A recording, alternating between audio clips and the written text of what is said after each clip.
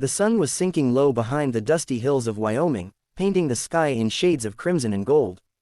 The long road stretched endlessly, a lonely trail cutting through the open plains. A woman rode slowly on a tired mare, her clothes worn and her face shadowed beneath the wide brim of her hat. Her name was Clara Dawson, and she had been traveling for 3 days, alone, hungry, and with a single letter in her pocket that she had read 100 times. It was from her brother, Samuel. The words were brief. "Come quick, Clara. Pa's sick, I don't think he's got much time." But fate had played its cruel hand. By the time she reached the Dawson ranch, the house was silent, the windows dark, and a wooden cross stood fresh beside the cottonwood tree. She had come a day too late. Clara dismounted, her knees weak as she stepped closer to the grave. Her eyes blurred with tears as she fell to her knees and touched the dry soil. "I'm sorry, Pa," she whispered, her voice breaking. "I tried." The prairie wind answered her only with silence. The house looked smaller than she remembered, empty and hollow like her heart.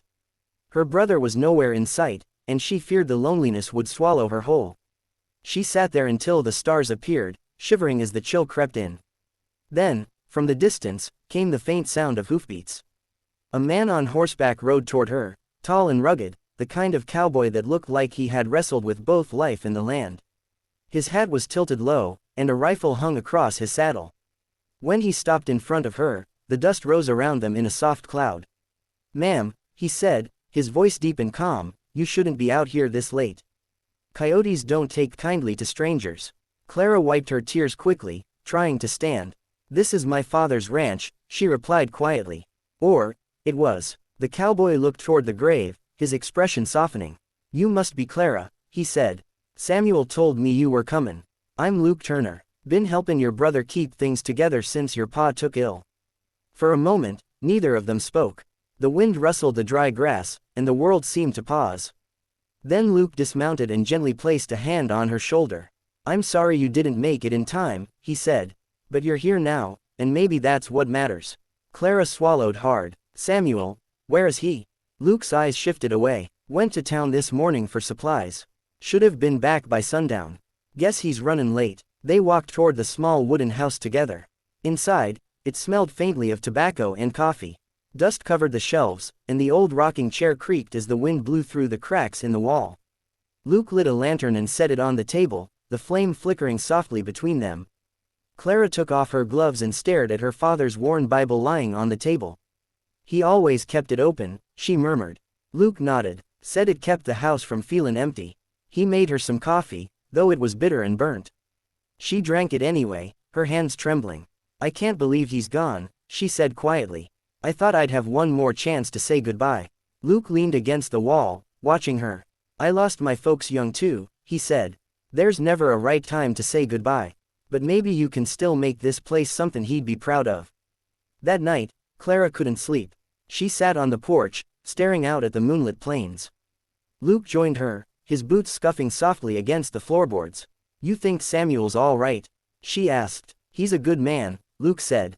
"Tougher than he looks. He'll come ridin' home soon enough." There was a quiet peace between them, the kind that only the wide prairie could bring. The stars stretched endless above, and for a moment, Clara felt her heart ease. But morning brought trouble. Samuel didn't return. Luke saddled his horse at dawn. "I'll go look for him," he said. Clara insisted on coming along, but he shook his head. "You've ridden enough miles already. I'll find him." She watched him ride away, the rising sun casting a golden glow on his shoulders. Hours passed, then half a day. Clara fed the chickens, fixed the old fence, and tried not to think about what could go wrong. When she finally heard hoofbeats again, she ran outside. Luke was back, but he wasn't alone. Samuel rode beside him, his arm wrapped in a bandage. "Ran into some trouble with rustlers," Luke explained, helping Samuel down. "Took his supplies and roughed him up a bit. But he'll live." Clara's eyes filled again, but this time with relief. "Thank you," she whispered to Luke. "You saved him." Luke smiled slightly. "Just did what anyone would do." Days passed, and life slowly began to settle again. Luke stayed on, helping mend fences, tend cattle, and fix the roof that had long needed repair. Clara noticed how he worked, steady, quiet, and kind. He never asked for anything, yet always seemed to know what needed doing. Sometimes, when the evenings grew long, They'd sit outside watching the horizon together, saying little but feeling much. One afternoon, Clara found Luke standing by her father's grave, hat in hand. "He was a good man," Luke said softly. "Taught me how to rope when I was just a kid. Never forgot that." Clara looked at him, her eyes warm but sad. "He would have liked you," she said.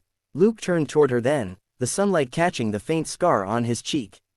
"Maybe, but I think he'd like who you've become even more." Weeks turned into months. Samuel healed, and the ranch began to breathe again. The cattle were healthy, the fields alive, and laughter returned to the house.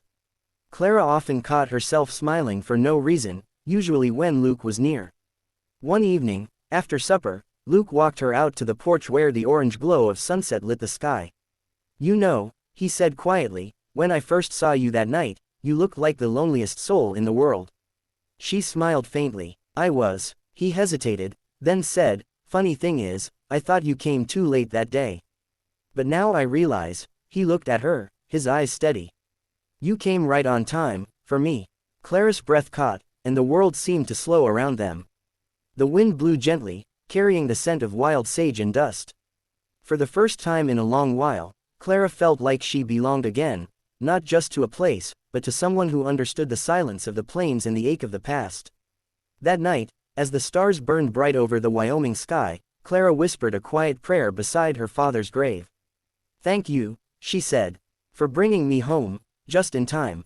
Inside the house, Luke waited by the lantern, his eyes warm with the kind of peace only found after loss, after pain, after finding someone who was meant to stay. And though the wind howled across the open land, the Dawson Ranch no longer felt empty. It felt alive again, because love, like the morning sun, had finally come right on time.